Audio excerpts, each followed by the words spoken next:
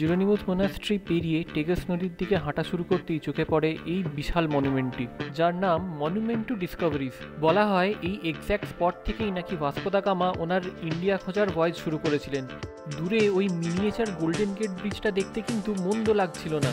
ছুটির দিনের সকালবেলায় বেশ ভালো ঠান্ডার মধ্যে এত লোক হঠাৎ করে নদীতে রোয়িং করতে কেন বেরিয়ে পড়েছিল সেটা বুঝতে পারছিলাম না। লোকালাইটসদের সাথে কথা বলার পর জানতে পারলাম এটা নাকি ওনাদের হবি। ছুটির দিনে মা বাবা তাদের খুদে খুদে বাচ্চাদেরকে নিয়েও বেরিয়ে পড়ে কায়াকিং আর রোয়িংয়ের জন্য।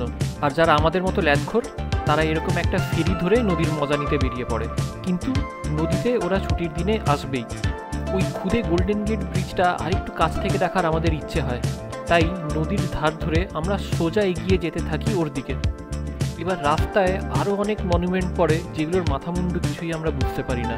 কিন্তু আরেকটু এগিয়ে যেতেই আমরা এসে পড়ি MAATর সামনে, যেটা হলো museum of art, architecture and technologies. কিন্তু মিউজিয়াম সেদিন বন্ধ থাকায় আমরা তার ভেতরে ঢুকতে পারিনি।